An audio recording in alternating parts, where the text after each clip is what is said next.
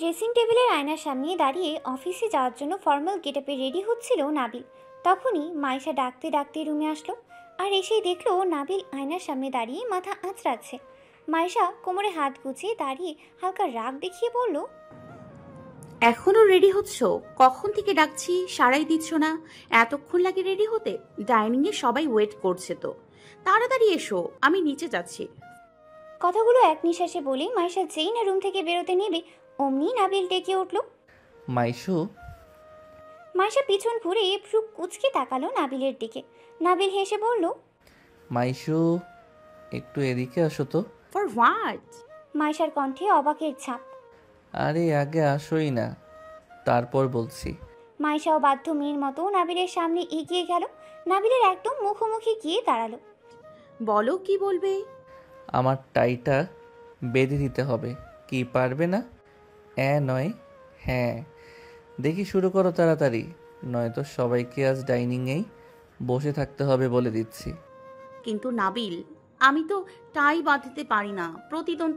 প্রতিদিন তো তুমিই বাঁধো, আজ তাহলে আমাকে বাঁধতে হবে কেন? প্লিজ তুমি বেঁধে নাও না। হুম, আমার বাঁধার হলে তো আমি নিজেই বাঁধতাম। আজ তোমাকেই বেঁধে দিতে হবে।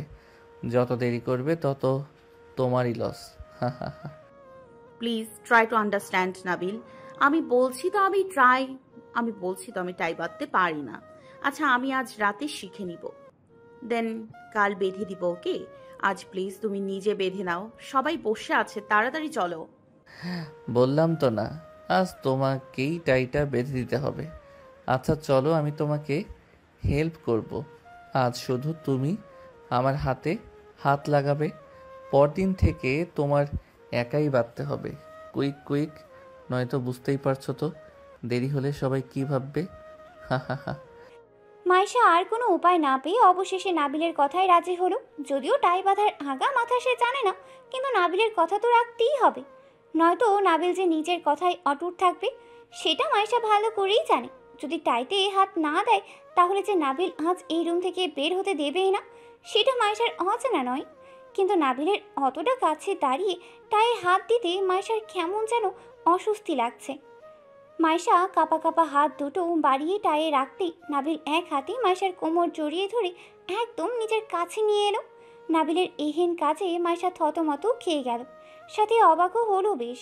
মাইশা ভেবেছিল নাবিল হয়তো এমনিই বলছে, কিন্তু নাবিল যে এমন কিছু করবে সেটা মাইশার ধারণারও বাইরে। নাবিলের হাত কোমরের খালি জায়গায় স্পর্শ করতেই মাইশার মনে হলো সারা শরীরে কারেন্টের একটা ঝটকা দিয়েছে। মাইশা চোখ ছোট ছোট করে তাকালো নাবিলের দিকে। নাবিল বাঁকা হেসে তাকিয়ে আছে ওর দিকে। মাইশা কাপা কাপা কণ্ঠে বলল, না না না নাবিল, কি করছো? কই কি করছি? জাস্ট তোমাকে টাই বাঁধতে সাহায্যই তো করছি। কি হলো, বাঁধো। বলেই মাইশার কোমর চেপে ধরে মাইশাকে আরও নিজের কাছে মিশিয়ে নিয়েছে নাবিল। মাইশা এতক্ষণ নাবিলের এহেন কাছে ভীত হয়ে গেলেও এখন নিজেকে ধাতস্থ করে নিয়েছে মুহূর্তে। নিজেকে একদম স্বাভাবিক করে নাবিলের চোখে চোখ রেখে কাট কাট গলায় বলল, নাবিল, ভালো হচ্ছে না কিন্তু, ছাড়ো। কি করছো কি? সবাই ওয়েট করছে ডাইনিং এ, বাবা মা ভাবি, ওরা কি ভাবে বলো তো? মাইশাকে হঠাৎ স্বাভাবিক হয়ে কথা বলতে দেখে নাবিল মনে মনে একটু অবাক হলো। এতক্ষণ তো কাবাকাবি করছিল, এখন হুট করেই নিজেকে সামনে নিল কিভাবে? তবে মনে মনে অবাক হলেও বাইরে প্রকাশ করলো না নাবিল, বরং আগের মতো মাইশাকে বুকের সাথে জড়িয়ে রেখে বাঁকা হেসে বলল, যে যা ভাবার ভাবুক, তাতে আমার কি? তুমি তোমার কাজ করো, নয়তো অন্য কিছু হবে, বলে দিচ্ছি কিন্তু। হা হা হা। আমার কাজই তো করছি, বাট তুমি এভাবে বুকের সাথে মিশিয়ে ধরে রাখলে আমি বাঁধবো কি করে? এভাবে বাঁধতে হবে, কিভাবে বাঁধবে সেটা তোমার ব্যাপার। মাই ডিয়ার হাজবেন্ড, আপনি হয়তো ভুলে যাচ্ছেন আপনার কি কথা ছিল। আপনি বলেছিলেন আমাকে টাই বাঁধতে সাহায্য করবেন, বাট আপনি যদি এক হাতে আমার কোমর আর অন্য হাত নিচে ছেড়ে রাখেন তাহলে টাই বাঁধা হবে কি করে? বলেই মাইশা নাবিলের হাতের দিকে তাকালো, যেটা দিয়ে সে নাবিল ওর কোমর জড়িয়ে ধরে রেখেছিল। মাইশা ভেবেছিল কথাগুলো বললে হয়তো নাবিল ওকে ছেড়ে দেবে, কিন্তু মাইশাকে ভুল প্রমাণ করে দিয়ে নাবিল কোনো প্রতিক্রিয়াই দেখালো না, বরং আগের মতোই ধরে রাখলো। মাইশা নাবিলের বাঁধন না ছাড়াতে দেখে ব্রু কুচকে তাকালো নাবিলের মুখ পানে। বাঁকা হেসে নাবিল বলল, কি ভেবেছো তুমি এসব বললে আমি ছেড়ে দিব? হুম হুম, আমার পাওনাটা না পেলে আমি কিছুতেই ছাড়ছি না। যেটার জন্য ধরলাম এখনও তো সেটা হলোই না, আর তুমি ছাড়ো ছাড়ো করছো। কিসের পাওনা?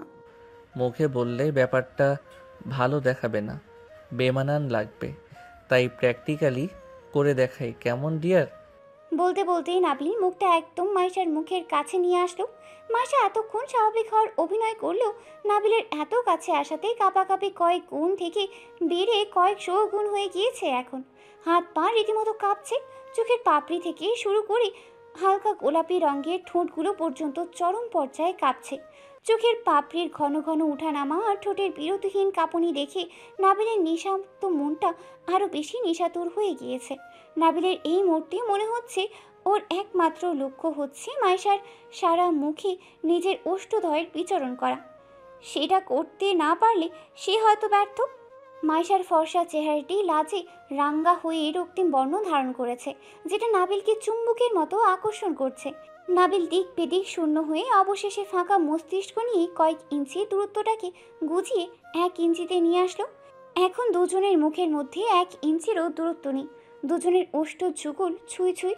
শত বাধা ঠেকিয়ে নাবিল যেই না নিজের কাঙ্ক্ষিত জিনিসটি গ্রহণ করবে, তখনই মাইশা হাত দিয়ে নিজের আর নাবিলের মাঝে দেয়াল তুলে দিল। আকস্মিক মুখের সামনে হাত আসাতে নাবিল হকচকিয়ে গেল। সেই সাথে হাতের বাঁধনটাও আলগা হয়ে আসে। ব্যাস, সাথে সাথে মাইশা সুযোগ পেয়ে নাবিলের থেকে ছুটে কয়েক ফুট দূরে গিয়ে দাঁড়ালো। নাবিল অবাক হয়ে তাকালো মাইশার দিকে। এটা কি হলো? কিছুই হয়নি, জাস্ট তুমি কন্ট্রোললেস হয়ে পড়েছিলে বলে তোমাকে কন্ট্রোল করেছি। তাই? হুম, অবশ্য রাতে হলে বাধা দিতাম না, বাট সকাল সকাল এমন লুচুগিরি করলে তো বাধা দিতেই হয়, তাই না? সবাই ওনার জন্য ওয়েট করছে আর উনি এখানে রোম্যান্স নিয়ে পড়েছে। তার মানে রাতে যা ইচ্ছা করতে পারবো, রাইট?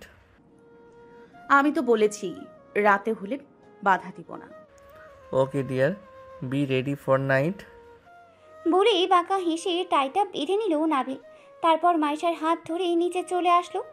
ড্রয়িং রুমে সুমি সহ লায়লা হক আর কামাল হোসেন আগে থেকেই বসেছিল।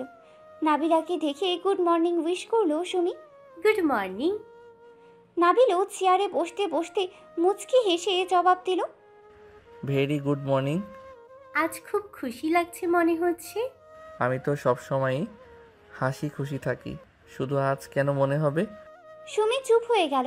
সবাই টুকিটাকি কথা বলতে বলতে সকালের ব্রেকফাস্টটা শেষ করলো।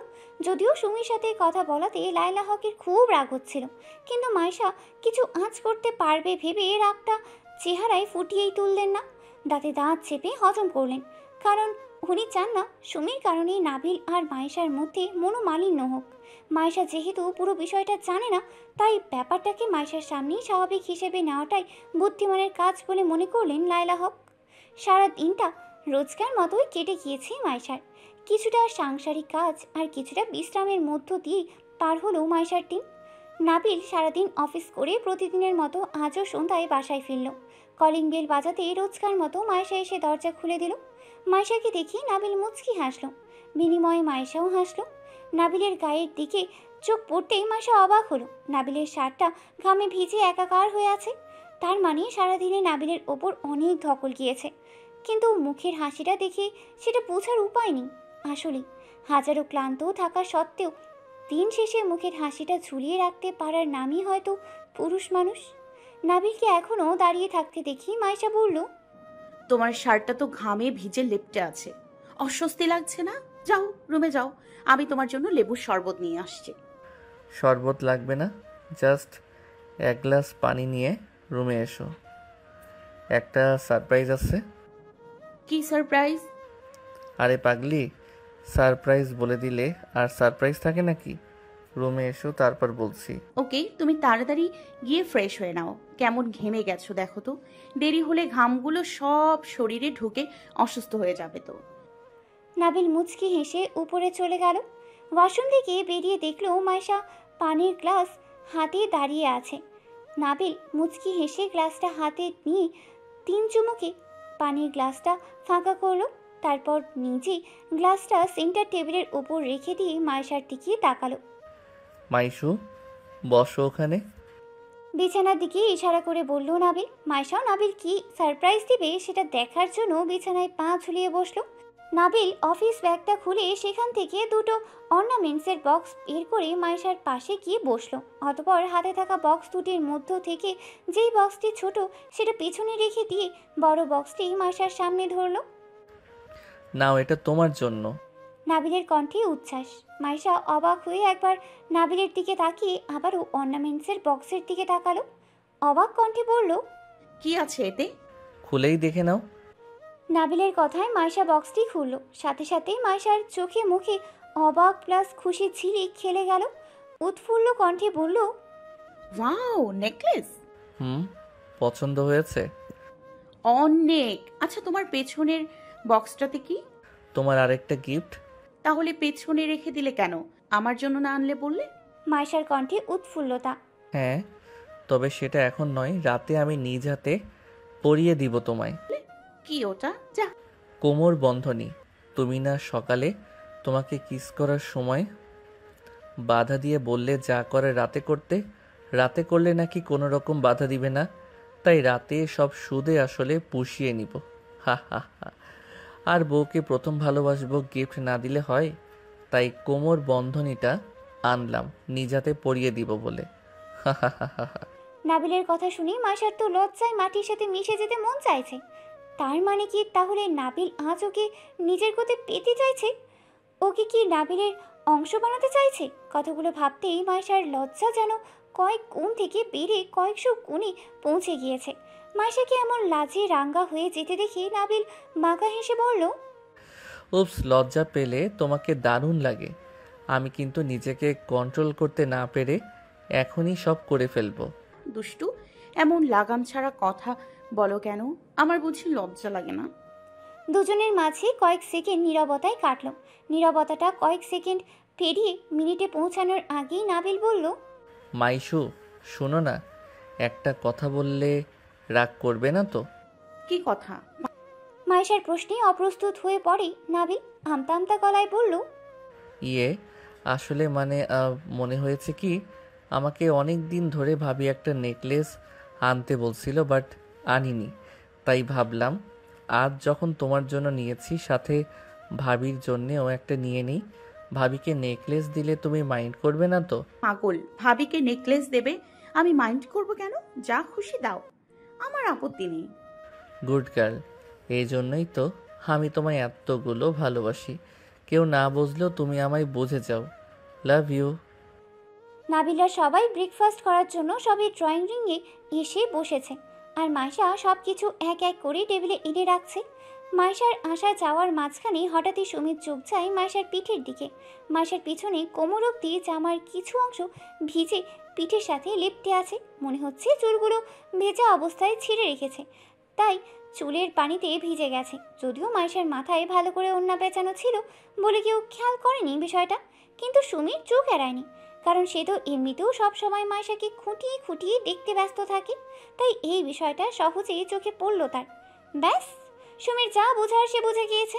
খাবার টেবিলে যতক্ষণ ছিল ততক্ষণ শুধু রাগী ফুসফুস করছিল, আর বারবার রাগী চোখে নাবিল আর মায়েশার দিকে তাকাচ্ছিল।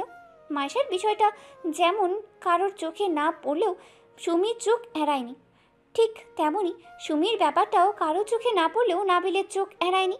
আর নাবিল এটাও বুঝে গিয়েছে কেন সুমি এমন রেগে আছে, তবুও চুপচাপ মাথা নিচু করে খেয়ে রুমে চলে গিয়েছে রেডি হতে। মায়েশা খাটে বসে বসে পা জোড়াচ্ছে আর নাবিলের রেডি হওয়া দেখছে, কারণ নাবিলকে ফর্মাল ড্রেসে বেশ অ্যাট্রাকটিভ দেখাচ্ছে। শুধু এই বেশে সুন্দর লাগে তা কিন্তু নয়, নাবিলকে যে কোনো ড্রেসেই সুন্দর লাগে। উজ্জ্বল শ্যামলা কালারটিতে যেন সব পোশাকেই বেশ মানায়। নাবিল রেডি হয়ে মায়েশার কাছে এসে মায়েশার কপালে একটা ভালোবাসার পরশ এঁকে দিল। কোমল কণ্ঠে বলল, নিজের খেয়াল রেখো কেমন? তুমিও। নাবিল বের হয়ে গেল। মায়েশার এই মুহূর্তে কোনো কাজ নেই, তাই বিছানায় শুয়ে রইল সে। নাবিল করিডোর দিয়ে যাচ্ছিল, তখনই হঠাৎ হাটের টান খেল।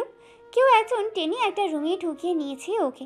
ঘটনার আকস্মিকতায় সামনের ব্যক্তিটি কে সেটা বুঝতে নাবিলের কয়েক সেকেন্ড সময় লেগে যায়। নাবিল নিজেকে ধাতস্থ করে সামনে তাকাতেই দেখলো সুমি ওর সামনে দাঁড়িয়ে আছে। সুমির এহেন কাজে নাবিলের ভীষণ রাগ হলো। কি ব্যাপার? এসবের মানে কি? এভাবে টেনে আনার রিজন কি? নাবিলের কথা শুনে সুমিও নাবিলের চেয়ে দ্বিগুণ রেগে গেল।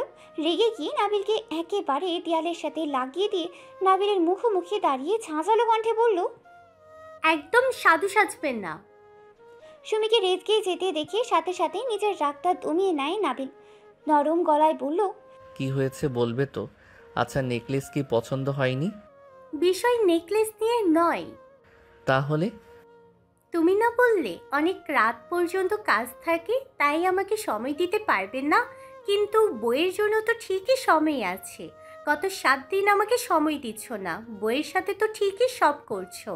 কাল রাতে বাসরটাও তো করে নিয়েছো দেখছি। আমি যখন বলেছিলাম আমাকে তো খুব করে বলেছিলে অনেক রাত পর্যন্ত কাজ আছে। বউকে খুশি করার সময় কাজগুলো কোথায় গিয়েছিল শুনি? নাবিল যতই নিজেকে শান্ত রাখার চেষ্টা করুক, সুমির কথা শুনে আর নিজেকে শান্ত রাখতে পারেনি সে।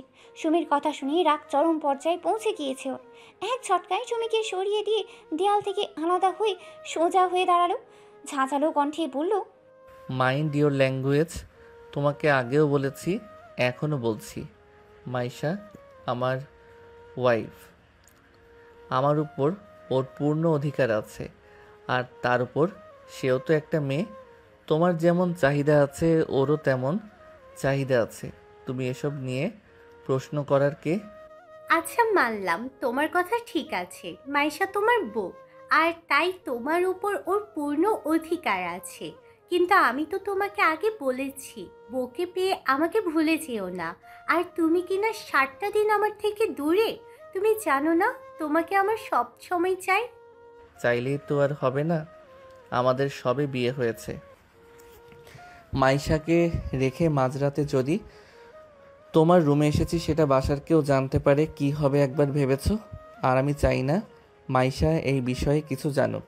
প্লিজ আমাকে একটু সময় দাও, দেখবে সব আগের মতো হয়ে গেছে। আমি এত কিছু জানি না, আজ রাতে তোমাকে আমার কাছে আসতেই হবে ব্যাস। আর যদি না আসো তাহলে আমি কি করতে পারি সেটা তুমি ভালো করেই জানো। আচ্ছা, দেখি কি করা যায়। এখন আমার অফিসে দেরি হয়ে যাচ্ছে, আমি আসছি। আর হ্যাঁ, আর কখনো এভাবে হুটহাট আমাকে রুমে টেনে নিয়ে আসবে না, কথাটা মনে থাকে যেন। আচ্ছা ঠিক আছে, তবে রাতের কথা যেন মনে থাকে। আর হ্যাঁ, এখন থেকে আমাকে সপ্তাহে 2টো রাত সময় দিতে হবে, নয়তো যাও এখন। মাইশা সারাদিন শাশুড়ির সাথে গল্প করে আর অল্প স্বল্প কাজ করে কাটিয়ে দিয়েছে।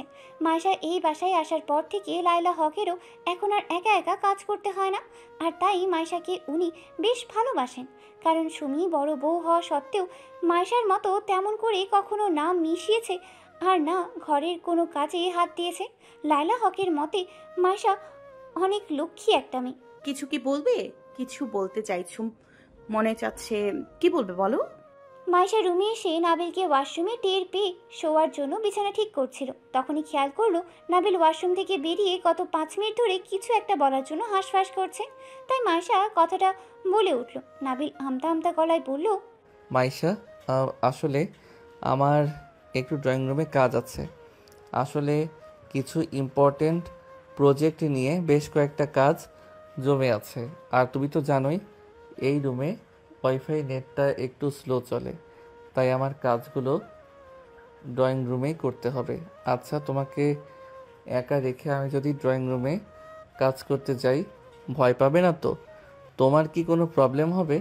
কোনো সমস্যা নেই, তুমি কাজই তো করতে যাবে। আর সারা রাতের জন্য তো যাচ্ছ না, কাজ শেষ হলেই তো চলে আসবে, রাইট? হুম। আচ্ছা, প্রতিদিন করতে হবে? আরে না, সপ্তাহে 2 দিন করলে হবে। তুমি টেনশন করো না, আমি ভয় পাবো না, তুমি নিশ্চিন্তে কাজ করো, আমি অতটাও ভীতু নই। মাইশা, আর একটা কথা। হ্যাঁ বলো না। এই বিষয়টা বাবা মাকে বলো না, কেমন? মাইশা একটু অবাক হলো। বাবা মাকে বলবে না কেন? তবে মুখে প্রকাশ করলো না, বরং স্বাভাবিক কণ্ঠেই বলল, তুমি টেনশন করো না, ওনারা জানবে না। থ্যাঙ্কস। আচ্ছা আমি তাহলে যাচ্ছি, হ্যাঁ? আর হ্যাঁ, আমি বাইরে থেকে দরজা বন্ধ করে যাচ্ছি যাতে তুমি ভয় না পাও আর কি। কিছু লাগলে আমায় কল দিও, কেমন? ওকে। নাবিল বাহির থেকে দরজা লক করে দিয়ে সুমির রুমের দিকে চলে গেল। দরজার দাঁড়িয়ে বলল, আসতে পারি? সুমি শুয়েছিল। হঠাৎ নাবিলের কণ্ঠ শুনে দরজার দিকে তাকালো। নাবিল দরজায় দাঁড়িয়ে আছে। নাবিলকে দরজায় দাঁড়িয়ে থাকতে দেখে সাথে সাথে সুমি খুশি হয়ে লাফিয়ে উঠে বসলো। উৎফুল্ল কণ্ঠে বলল, পারমিশন নেওয়া শুরু করলে কবে থেকে? যেদিন থেকে বিয়ে করলাম। বলতে বলতেই নাবিল সোজা গিয়ে সুমির পাশে বিছানায় বসে পড়ল। নাবিলকে পেয়ে সুমি বেশ খুশি, মনে হচ্ছে অনেক বড় কিছু পেয়ে গেছে। হাস্যোজ্জ্বল কণ্ঠে বলল, কিভাবে আসলে? বউ দেখলে সন্দেহ করবে না? দেখলে তো করবে। মানে? নাবিল মাইশাকে বলা সব কথাগুলো বলল সুমিকে। সুমি শুনেই তো হাসতে হাসতে শেষ। তোমার বউটা বড্ড বোকা না? তুমি বললে আরো বিশ্বাস করে নিল? এমনও মেয়ে হয়? নিজেকে অতিরিক্ত চালাক ভাবা বন্ধ করো, তাহলে গরুর মতো দড়ি জুটবে গলায়। নাবিল, তুমিও পারো বটে, সবসময় মজা করো। সকালবেলা মাইশা আজকেও 6টার দিকে উঠে সবার জন্য নাস্তা তৈরি করে নিয়েছে। অতপর একে একে সবার রুমে চা দিয়ে আসলো। শ্বশুর শাশুড়ির রুমে চা দিয়ে এসে এবার চায়ের ট্রেটা নিয়ে সুমির রুমে ঢুকলো মাইশা। ভাবি তোমার চা, এই নাও। বলেই যেই না মাইশা সুমির দিকে তাকালো, অমনি খেয়াল করলো সুমি হেয়ার ড্রায়ার দিয়ে চুল শুকাচ্ছে।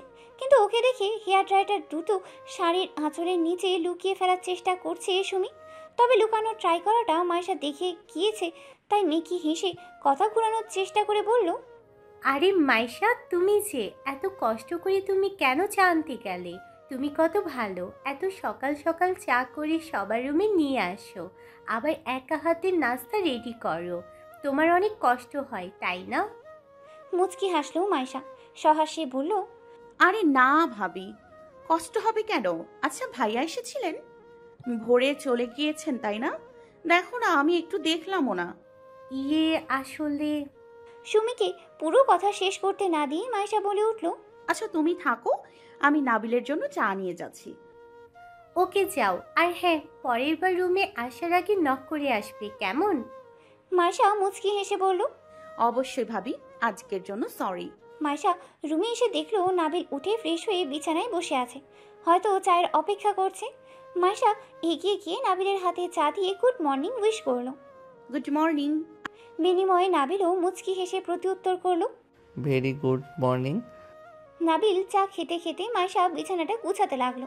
বিছানা গুছানোর মাঝেই হঠাৎ মাইশা প্রশ্ন করে উঠলো, আচ্ছা রাতে কি ভাইয়া এসেছিলেন? কই না তো, আসলে তো আমি জানতাম, আর তোমার সাথে দেখা না করে নিশ্চয়ই যেত না।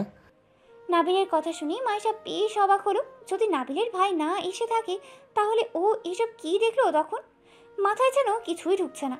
তাহলে এসবের মানে কি? মাইশা কৌতূহলটা নিজের ভেতর দমিয়ে রাখতে না পেরে আবারও প্রশ্ন করলো, নাবিল, তুমি কি শিওর? কেন বলো তো? না এমনি বলছি। ভাবি হেয়ার ড্রায়ার করছিল চুলে, বাট আমাকে দেখে তাড়াতাড়ি মাথায় কাপড় দিয়ে দিয়েছে, আর হেয়ার ড্রায়ারও লুকিয়ে ফেলেছে, তাই জিজ্ঞেস করছিলাম। নাবিলের মাথায় যেন বাজ পড়লো। নাবিলের এখন ভীষণ রাগ হচ্ছে সুমির ওপর। ও এতটা কেয়ারলেস কিভাবে হলো? আমি গোপন করছি আর ও তো পাবলিসিটি করে বেড়াচ্ছে। রাতে শুকিয়ে নিতে পারলো না, আর যখন এখনই করছে দরজাটা বন্ধ করে রাখলে কি হতো? নাবিল সুমির সাথে এই মুহূর্তে দেখা করতে পারবে না, তাই টেক্সট করে বেশ শাসিয়ে দিয়েছে সুমিকে যাতে এই রকম বোকামি আর না করে। দেখতে দেখতে কেটে গিয়েছে আরও 5টা মাস। দিন গিয়ে রাতের আগমন হয় আর রাত গিয়ে দিনের।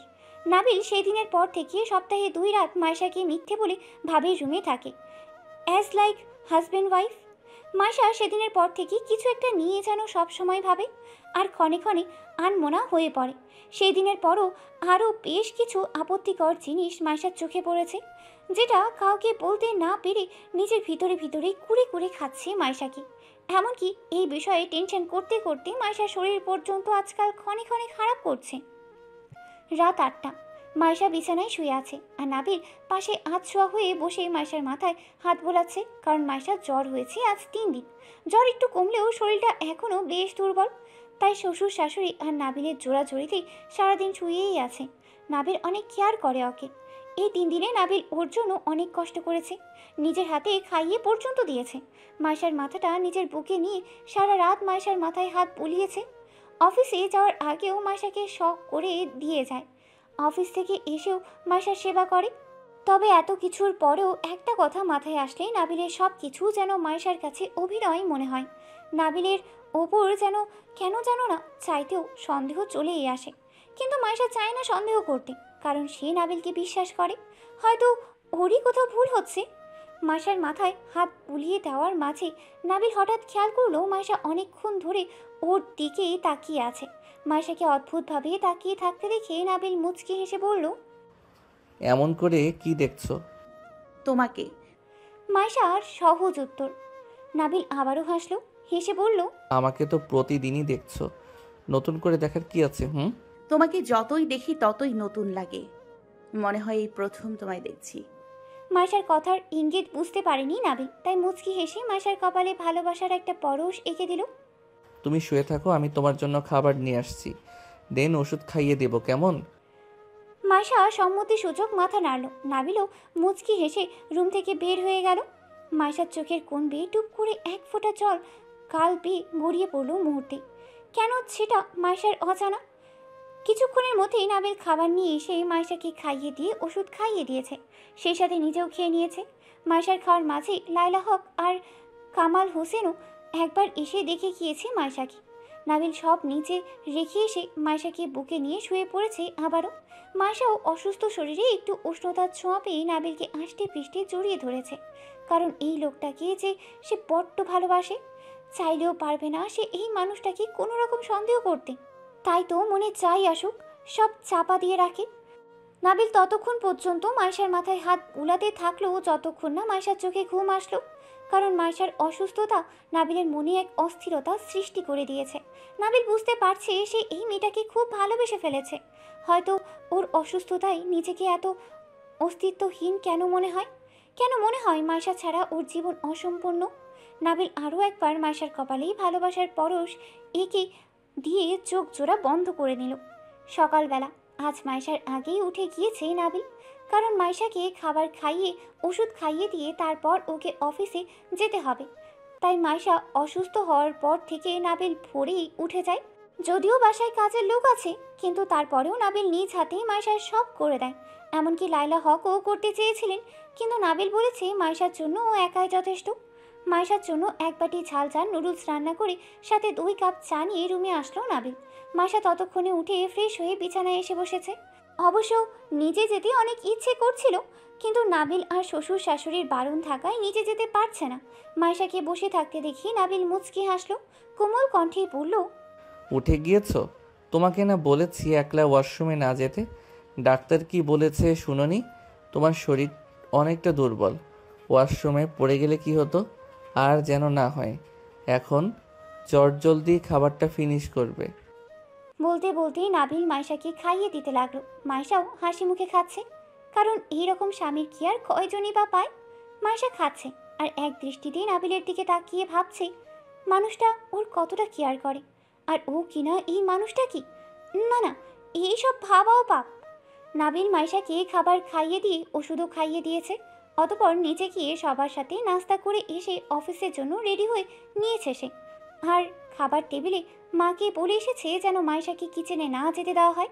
লায়লা হক আর কামাল হোসেন দুজনেই মাইশার প্রতি নাবিলের এমন কেয়ারিং দেখে খুব বেশি খুশি হলেন, কারণ ওনারা তো এটাই চেয়েছিলেন যেন ওনাদের ছেলে বউয়ের প্রতি আকৃষ্ট থাকে।